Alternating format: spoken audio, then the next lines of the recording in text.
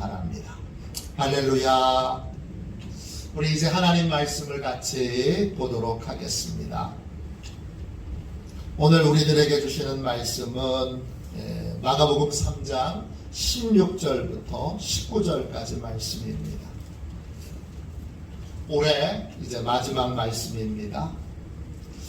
내년 1월과 2월, 3월까지 세 달에 걸쳐서는 새로운 주제를 가지고서 우리가 1부, 2부 같은 말씀을 나눌 수 있도록 하고 그 이후에 다시 마가복음을 이어가도록 하겠습니다. 그러니까 당분간 마가복음을 저희가 좀 쉬게 되는데 마지막 시간이 되겠습니다. 3장 16절부터 19절까지 말씀을 보십시오. 신약성경책 57쪽입니다. 마가복음 3장 16절부터 19절까지 우리 같은 목소리로 함께 읽겠습니다. 같이 읽습니다. 이 12를 세우셨으니 시몬에게는 베드로란 이름을 더하셨고 또 세베대의 아들 야고보와 야고보의 형제 요한이니 이 둘에게는 보아너게 곧 우레의 아들이란 이름을 더하셨으며 또 안드레와 빌립과 바돌로메와 마테와 도마와 알페오의 아들 야고보와 및 다데오와 가나나인 시몬이며 또 가룟 유다니 이는 예수를 판 자더라. 아멘. 오늘은 결합과 연합 이런 제목으로 함께 은혜를 나누겠습니다. 할렐루야. 날씨가 많이 추워졌습니다. 하나님께서 이 추운 가운데에도 여러분의 삶과 함께 하셔서 늘 지켜주시고 보호해 주시기를 주님의 이름으로 축원합니다. 우리 지난 한 주간 동안 잘 지내셨지요? 늘 평강 가운데 함께 하시기를 축원합니다. 결합과 연합 이런 제목입니다. 오늘 읽은 말씀에 보면 12제자의 명단이 나옵니다. 이 제자들의 명단 맨 끝에 마지막에 등장하는 제자에 오늘 관심을 집중하려고 합니다. 그 이름은 가룟 유다입니다. 이분은 풀리지 않는 수수께끼가 참 많은 분입니다. 이분은 예수님을 배신한 제자입니다. 근데 왜 예수님을 배신했는지 아직도 이유가 명확하게 밝혀지지 않았습니다. 정말 돈 때문이었을까?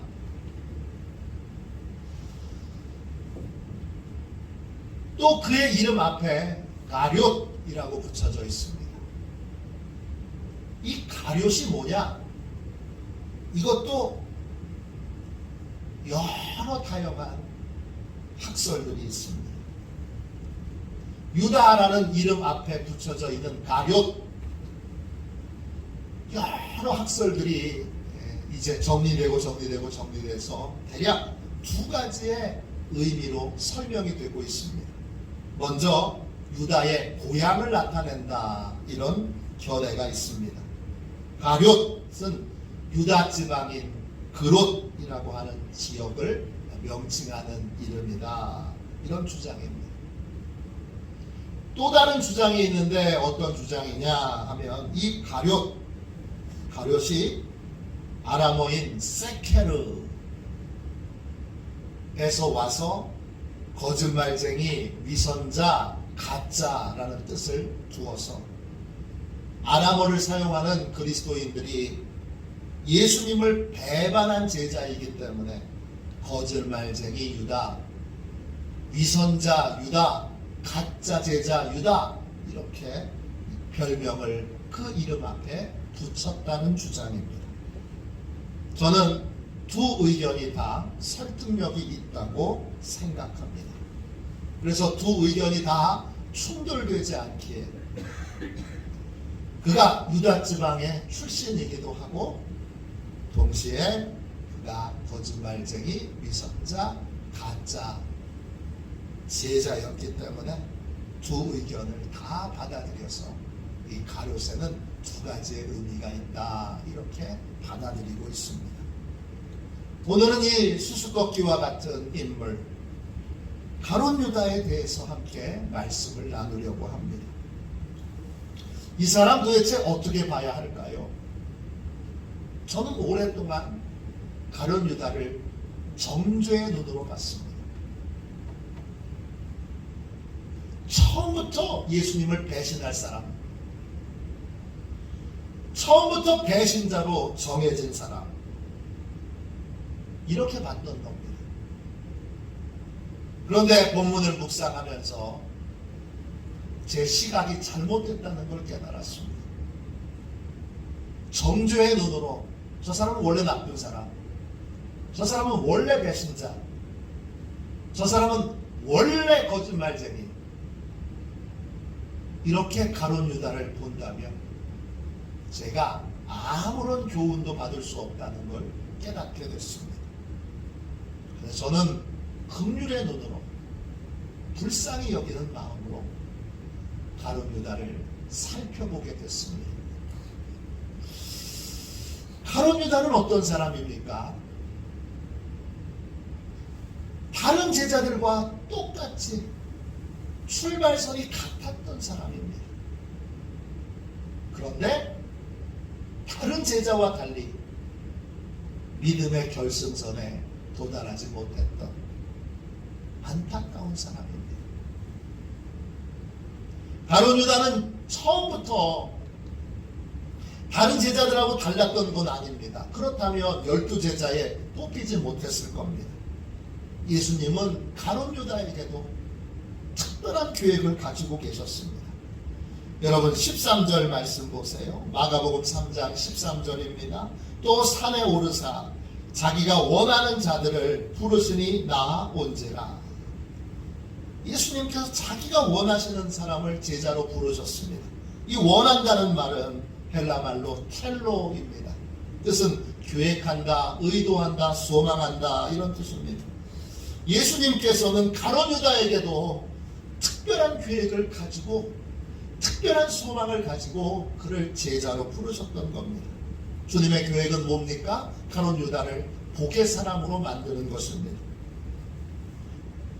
예수님께서는 하나님께서 아브라함에게 약속하셨던 복이 되고 이득이 되고 선물이 되고 평화가 되는 사람으로 가룟 유다를 만들 계획을 가지고 그를 제자로 부르셨습니다. 우리가 주님의 판단과 주님의 결정을 온전히 신뢰한다면 가룟 유다는 처음부터 배신자가 될 사람은 아니었습니다. 그러면 어떻게 된 겁니까? 처음에는 그렇지 않았는데 자신도 알아차리지 못하는 상태에서 조금씩 믿음이 변질됐습니다.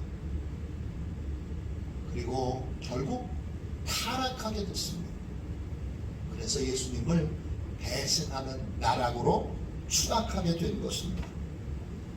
가장 끔찍한 건 최후의 예수님의 용서를 거절하고 스스로 자기 의를 끝까지 붙들고 목숨을 끊는 것은 그의 비참한 인생을 마무리했다는 것입니다.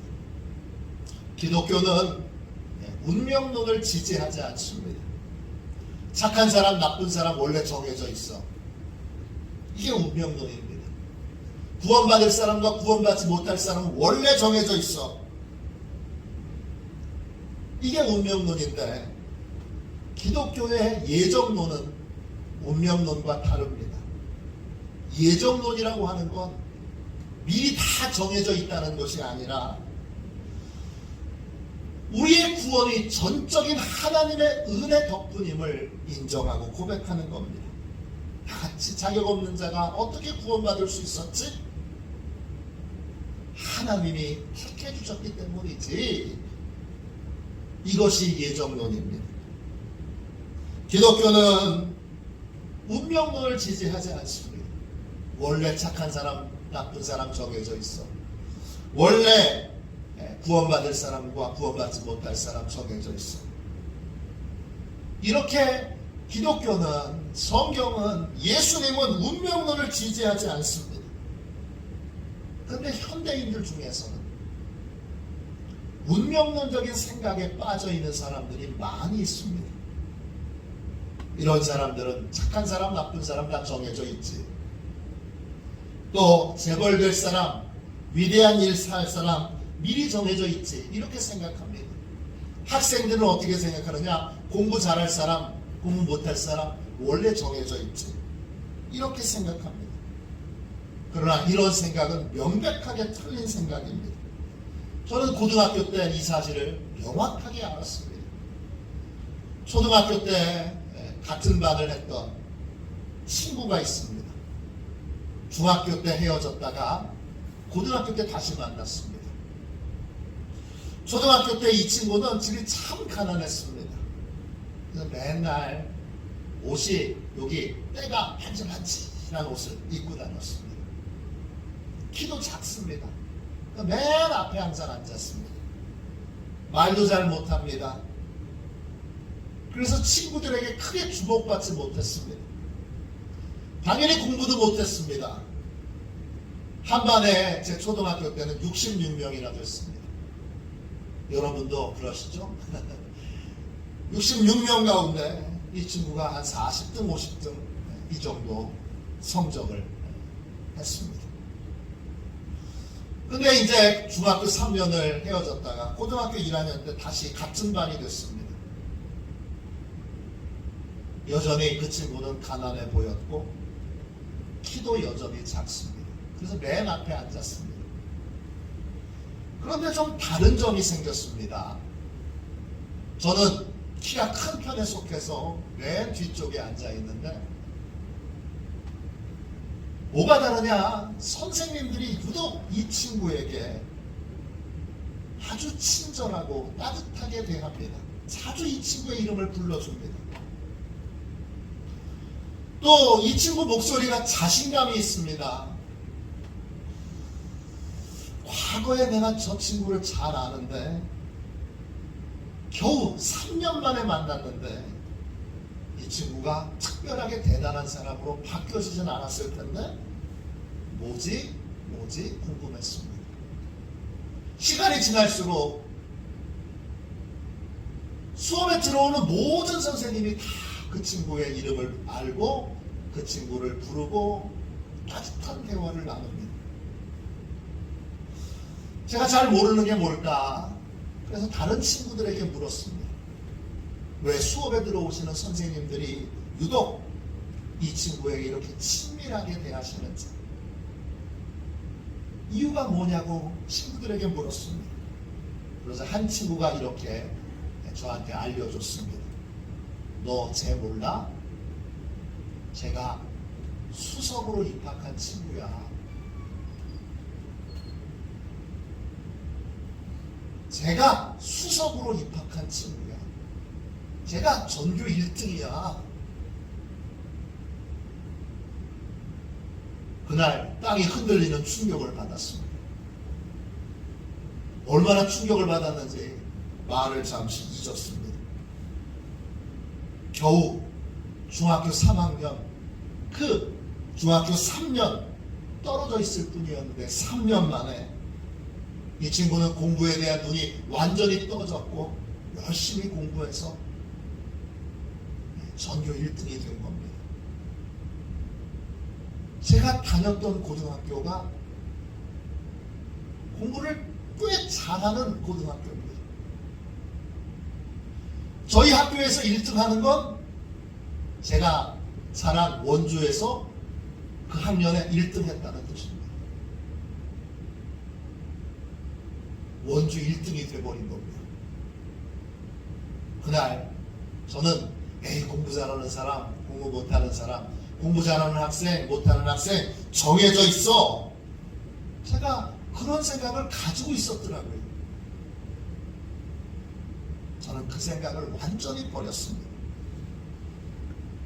너무 당연한 말이지만 공부 못하던 학생도 공부하는 자세와 태도를 바꾸면 얼마든지 공부를 잘할 수 있게 되는구나. 이걸 제가 그 친구를 통해서 확실하게 체험을 했습니다. 모든 인간의 운명은 미리 정해져 있다. 이 운명론은 틀렸습니다. 인간의 태도와 자세에 따라 얼마든지 인간의 운명은 달라질 수 있습니다. 우리는 운명론의 시각으로 가룟 유다를 봐서는 안 됩니다. 배신자로 정해져 있는 사람, 원래 배신하려고 태어난 사람, 그런 사람이 아닙니다. 예수님에 대한 자세와 태도가 조금씩 변질되어 타락하게 되어 결국 예수님을 배신하게 된 것입니다. 이 가룟 유다를 보면 결국 시작하는 것도 중요하지만 올해를 끝맺는 것처럼 잘 끝맺는 것이 훨씬 중요하다는 걸 깨닫게 됩니다. 믿음을 시작하는 것도 중요합니다. 굉장히 중요합니다. 그러나 믿음을 잘 마무리하고 끝맺는 것, 믿음의 경주를 완주하는 것, 이건 훨씬 더 중요합니다. 저는 감리교 신학대학을 나왔습니다.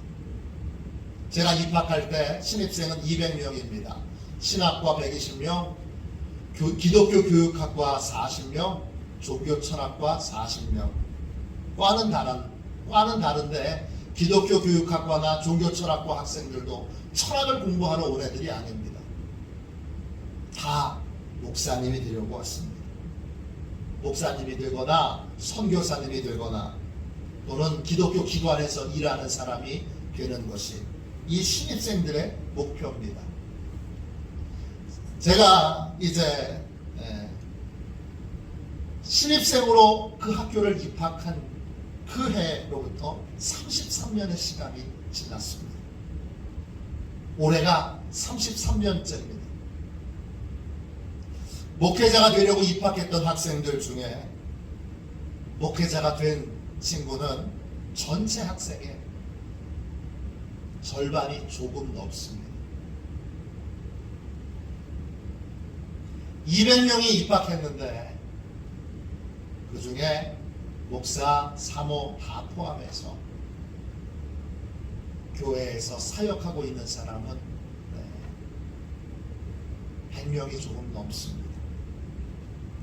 많은 친구들이 다른 삶을 살고 있습니다. 컨설팅 회사 다니는 친구도 있고 보험회사 사장님도 있습니다. 일반 기업에 다니는 사람도 있고 학원 강사를 하는 사람도 있고 또 학원을 운영하는 분도 있습니다. 심지어 연기학과 교수님도 있습니다. 동기들 제주도에서 꽤 오래전에 수련회를 했는데 사업하는 친구가 후원금을 내면서 이렇게 말하기도 했습니다. 목사님들 기도 많이 부탁드립니다. 보험회사 하는 사장님이 제 동기예요. 동기가 후원금을 다 내놓으면서 목사님들 기도 많이 부탁드립니다. 낯선 모습이었어요. 그 친구도 출발선에 있을 때는 나도 주의 종이 돼야지 이렇게 생각했던 친구입니다. 출발선은 같은데 결과가 다릅니다. 목회는 소명을 확인하고 다른 소명이 있다는 걸 깨달으면 목회를 하지 않을 수도 있습니다. 그러나 믿음의 길은 다릅니다. 믿음의 길은 반드시 완주해야 합니다. 믿음의 길을 완주하는 건 결코 여러분 쉬운 일이 아닙니다. 많은 분이 믿음의 길을 시작했다가 중도에 포기합니다.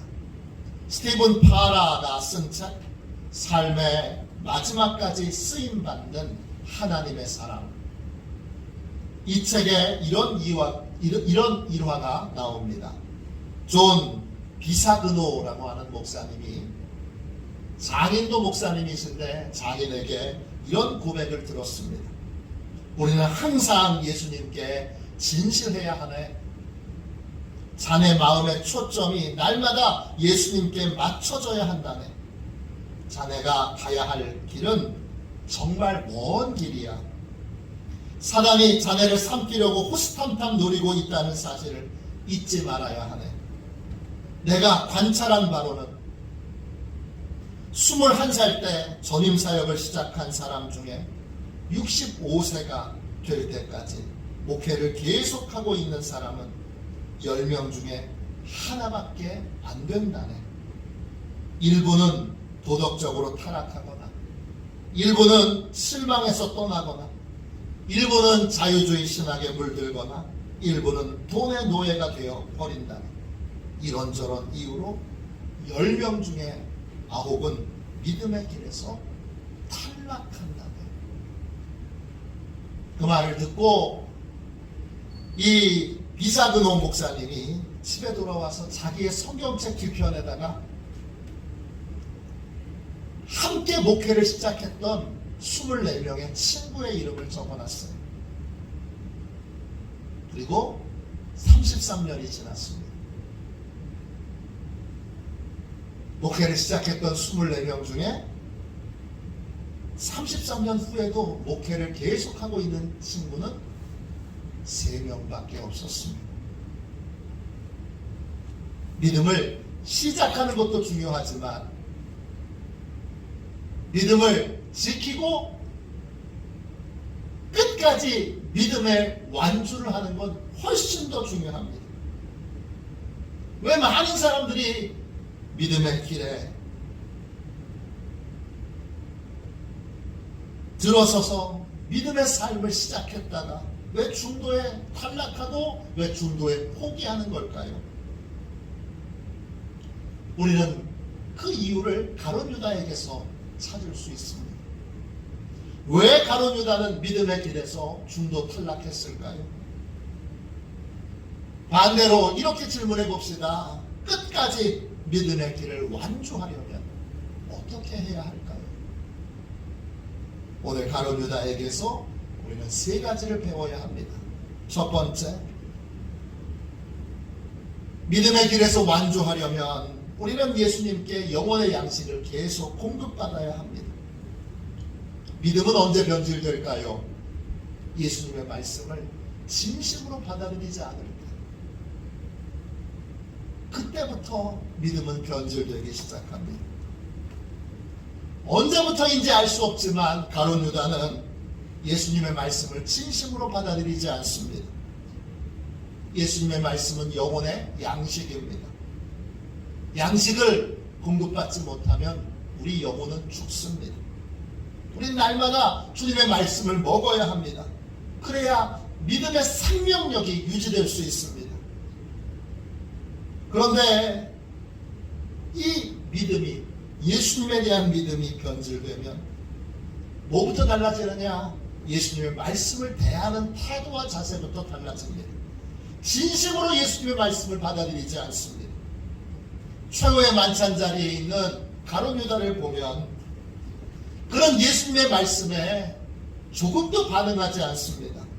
예수님께서 이렇게 말씀하셨습니다. 마태복음 26장 24절 25절입니다.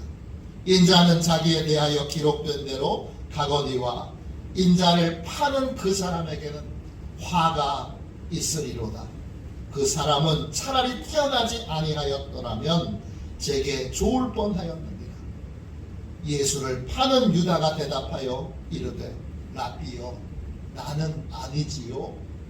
대답하시되 내가 말하였도다 하시니라. 예수님을 팔아넘긴 사람에게 화가 있을 것이다. 예수님이 이렇게 말씀하시자 가룟 유다가 예수님께 이렇게 묻습니다. 선생님, 저는 아니죠? 그랬더니 예수님이 대답하십니다. 내가 말하였도다.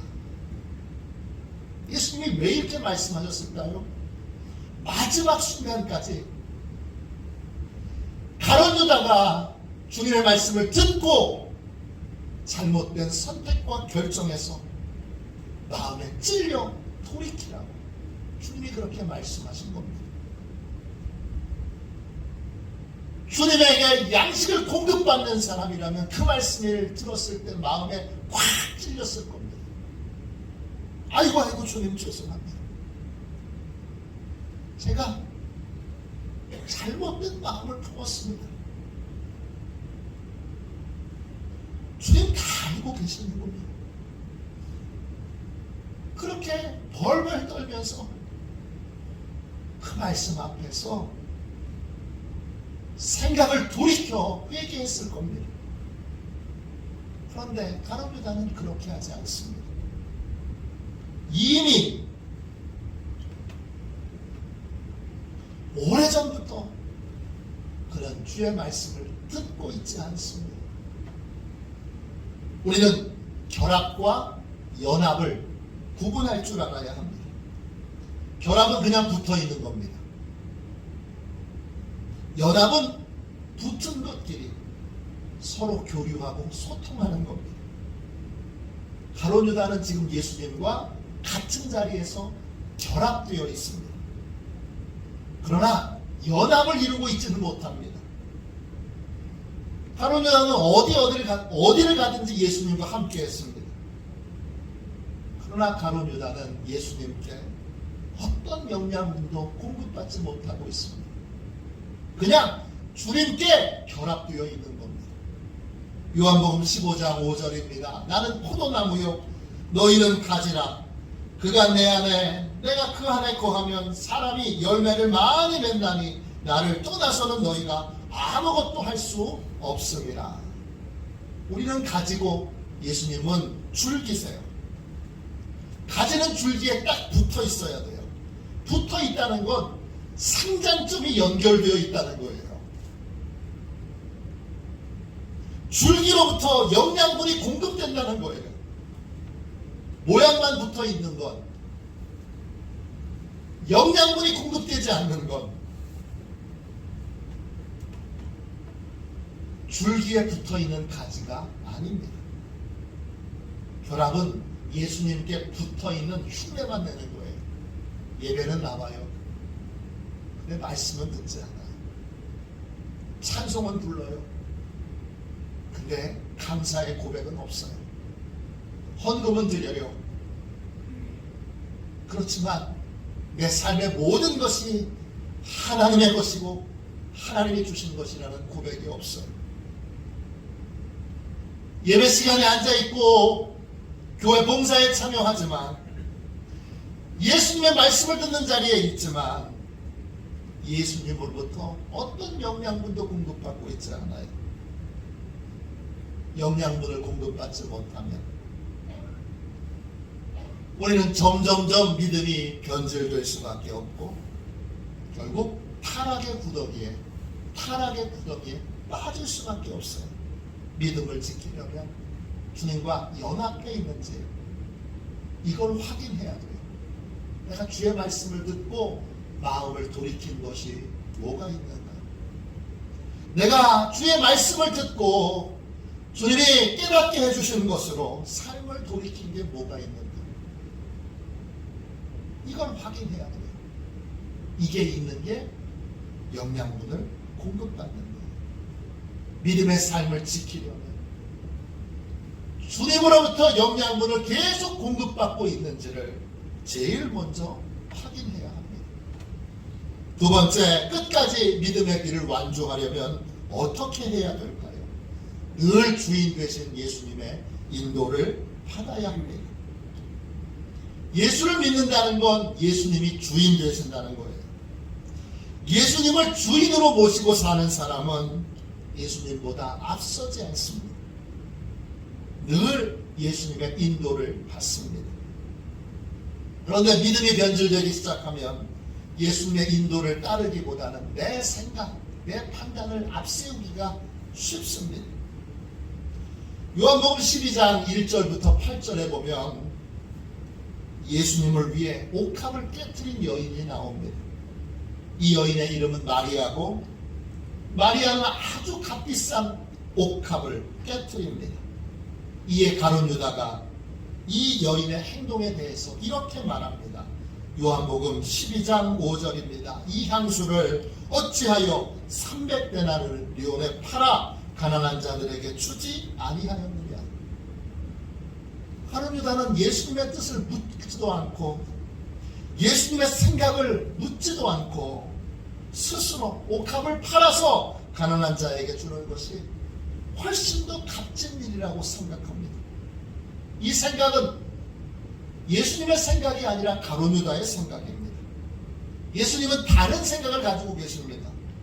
예수님은 이 여인이 예수님의 십자가 죽음을 준비하고 있다고 판단합니다.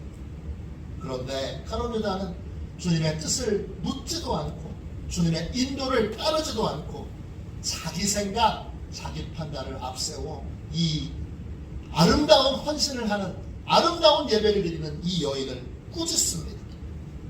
가룟 유다는 예수님이 이름뿐인 주인입니다. 가룟 유다는 어느 순간부터 예수님이 주인이 아니라 자기가 주인된 삶을 살아가고 있습니다. 예수님께서 진짜 내 삶의 주인이 아니고 내가 삶의 주인이 되는 내 생각대로 할 때, 내 감정대로 할 때, 내 느낌대로 할 때, 그때 신앙은 조금씩 변질되기 시작하고 결국 타락의 웅덩이에 빠지게 되는 것입니다. 믿음을 지키려면 예수님이 정말 주인 되신 삶을 살고 있는지, 내가 아무리 급해도 예수님보다 앞서지 않고 주인 되신 예수님의 인도함을 잘 따르고 있는지를 확인해야 합니다. 그것이 바로 끝까지 믿음의 길을 지키는 비결입니다. 끝까지 믿음의 길을 완주하려면 어떻게 해야 될까요? 마지막 세 번째로 끝까지 십자가의 은혜를 붙들고 살아야 합니다. 예수님이 잡혀가시자 가룟 유다는 자신의 생각과 판단대로 자기가 주인 되어 살아왔던 모든 행동들을 후회합니다.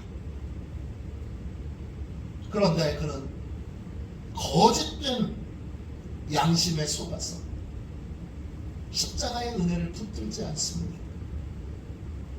끝까지 실패한 자기 의의를 붙들고 내가 책임져야 돼, 내가 나쁜 놈이야 그러면서 그는 끝까지 자기가 주인 되어 자살을 하고 맙니다. 믿음을 지키려면 언제 어디서나 십자가의 은혜를 붙들어야 합니다. 믿음의 삶은 십자가의 은혜를 붙들고 사는 겁니다. 내가 죄사함 받고 하나님의 은혜를 입고 하나님의 자녀가 된 건 십자가의 은혜 덕분입니다. 십자가의 은혜를 붙들지 않고 자기 자랑, 자기 공로 또는 자기 상처, 자기 아픔을 붙들고 살아가면 우리의 믿음은 조금씩 변질되어 결국 타락의 웅덩이에 빠지게 됩니다.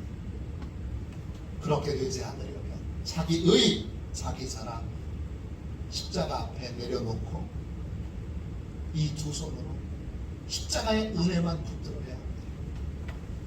나는 하나님의 것입니다. 하나님의 것을 왜 내가 무슨 자격이 있어서 함부로 대합니까? 내가 주인이니까, 내가 주인이라고 생각하니까 내 멋대로 나를 정죄하고 나를 비판하고 나를 공격하고 나를 업신여기고 깔보고 무시하는 것입니다. 나는 하나님의 것입니다. 하나님이 피값 주고 사신 겁니다. 그러면 아무리 나라도 나에 대하여 함부로 대하지 못합니다. 나는 십자가의 은혜로 구원받은 자고 십자가의 은혜로 새롭게 된 자입니다. 자기 멸시와 자기 정죄를 양심 있는 것으로 생각하지 마세요. 그건 양심 있는 게 아니라 가짜 양심에 속은 것입니다. 우리는 원래 소망이 없는 존재입니다. 원래 그런 걸 예수님이 십자가의 은혜로 구원해 주셨습니다. 그러면 십자가의 은혜로 나를 봐야죠. 내가 얼마나 귀한지, 내가 얼마나 존귀한지, 내가 얼마나 가치 있는지, 얼마나 가치 있길래 예수님이 인간의 몸을 입고 나를 포기하실 수 없어서 구원하시기 위해 오셨습니까? 내가 얼마나 중요하길래 예수님이 나를 위해 생명을 내어주셨습니까? 그게 납니다. 나를 소중히 여기고, 나를 사랑하고, 나를 아끼고, 나를 존중하고, 나를 격려하는 것.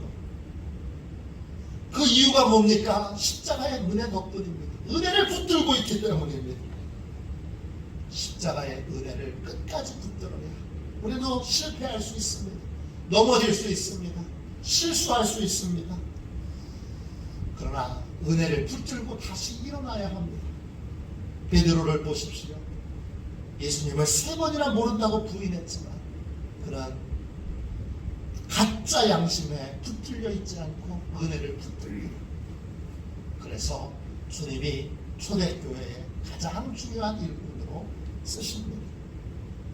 믿음은 시작하는 것도 중요하지만 끝까지 지키는 것이 훨씬 더 중요합니다. 가룟 유다는 믿음의 경주를 끝맺지 못한 사람, 중도에 탈락한 사람의 모습을 보여줍니다. 끝까지 믿음의 길에서 완주하려면 주님께 양식을 공급받아야 합니다. 무엇이든지 주님보다 앞서지 않고 주님의 인도를 구하고 주님의 인도를 따라야 합니다. 언제 어디서든지 십자가의 은혜만을 붙들어야 합니다. 오늘 이 말씀 가슴에 새기고, 주여 믿음의 길에 완주하는 삶을 살게 해주십시오. 믿음의 길에 끝까지 완주하는 저와 여러분이 되시기를 주님의 이름으로 축원합니다. 우리 찬송가 315장 1절만 한번 찬양하고 주님과 연합한 삶을 살게 해주십시오. 믿음의 길에서 완주하는 삶을 살게 해주십시오. 끝까지 십자가의 은혜를 붙들고 살게 해주십시오. 끝까지 예수님이 주인 되신 삶을 살게 해주십시오. 이렇게 우리 통성으로 기도하겠습니다.